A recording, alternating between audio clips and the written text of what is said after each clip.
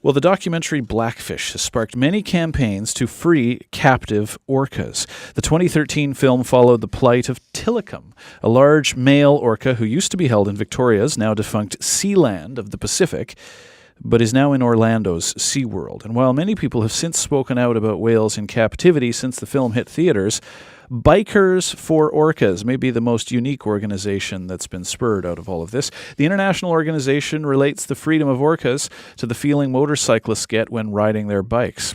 Its founder and organizers have the eventual goal of returning all captive orcas back to their native waters. Vincent Lenssen lives in the Netherlands, and he's the founder of Bikers for Orcas. But this week, he traveled to Quadra Island on his honeymoon with the hopes of seeing wild orcas for the first time in his life. And he joins us on the phone now to tell us more about all of it. Vincent, good morning. Thanks for joining us. Good morning. Thank you for having me. So how was your honeymoon, first of all? Oh, it's amazing. It's been so amazing. Really, so many great people here. Such a great environment. It's beautiful here. And have you seen any orcas? Oh, yes. We've seen a lot of orcas, actually. Yeah, we've been on a trip with Wild Coast for 4 days to some place called Orca Camp, and on that camp we've seen them each day, like 1 or 2 times even. Okay, so as someone who had only seen orcas in captivity before, how did that compare? Oh, well, I can tell you when we headed towards the camp with a water taxi, it suddenly stopped, and me and my wife were in the back. And we were like, oh, why was this taxi stopping? We stood up. We saw a pod of orcas with juveniles coming by, and I just bursted into tears. I couldn't even help it. I just started crying. It's such an amazing thing to see. Can you put that in words for us, Vincent? I mean, what was it, or part of it? I mean, why was it so moving for you? Well, I don't really know, actually. It just happened. I didn't feel sad or anything. It's just the sight of them going by and the blows they make and them being in their own waters is I think it's too much if you spend so much time fighting against them being in captivity. That this is probably something that just hit me. So tell us about Bikers for Orcas. What made you want to start this organization, and what specifically is the organization doing? I went to a marine park in Holland in 2010 where they had an orca in captivity. They found her off the coast of Holland. And I'm not really a big fan of the marine park anyways, but I wanted to see her because when I was a younger kid, I did see an orca in captivity before, and I remembered it being amazing. So I took my kids there in 2010 and saw the orca in a small tank, and I didn't like it at all.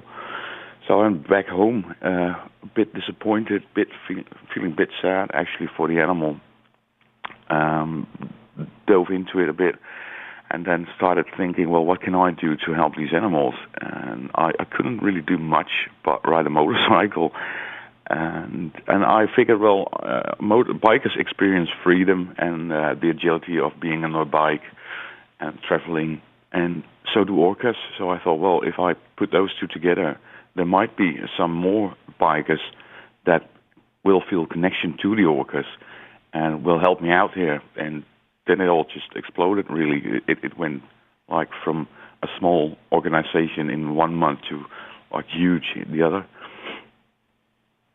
Okay, so what are you hoping specifically? You've had other bikers sign up clearly to your organization. What are you specifically hoping to do, and how are you hoping to release all the captive orcas?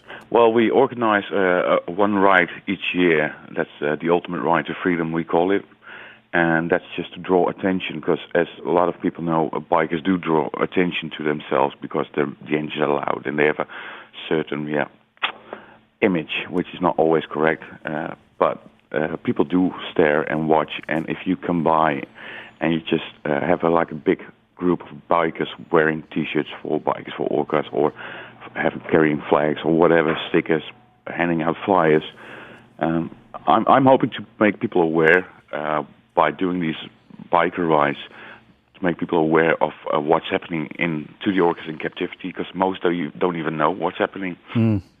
Yeah, well, I was going to say, I wonder what the reaction is.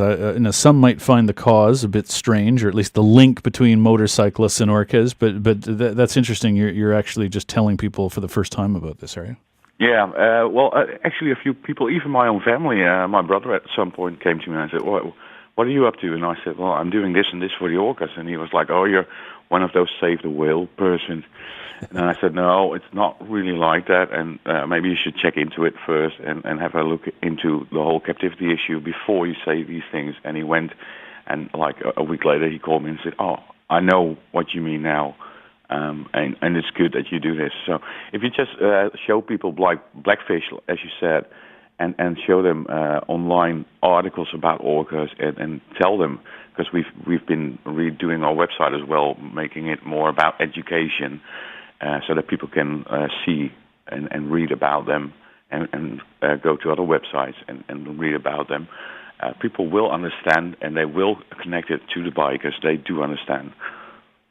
SeaWorld in the U.S. has come out this month with a new plan to better the lives of those whales in captivity, it says, including doubling tank sizes for some whales. It's creating what's being called a whale treadmill, which will allow captive orcas to swim similarly long distances than they would in the wild. Does this do anything to change your opinion? No, this doesn't change anything at all, and not even for the orcas.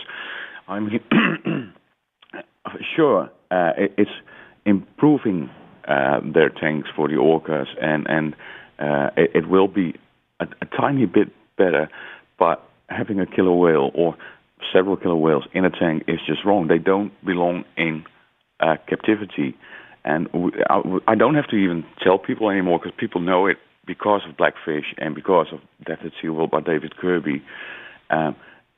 It's just a way of them to make the public go silent and let them show, like, see, we're doing the best we can for them, but their best is not good enough. I mean, if you see them swimming here, I'm still in British Columbia. If you see them swimming here, you know that, and you see how much they travel. No tank is big enough for these animals. So either retire them to a sea pen, or the ones like Morgan that's captured and in Tenerife at this moment, try and get her back to her own part, but don't keep them in these tanks. Well, Vincent Lenssen, best of luck. Safe travels to you. Thanks for joining us this morning. Thank you very much.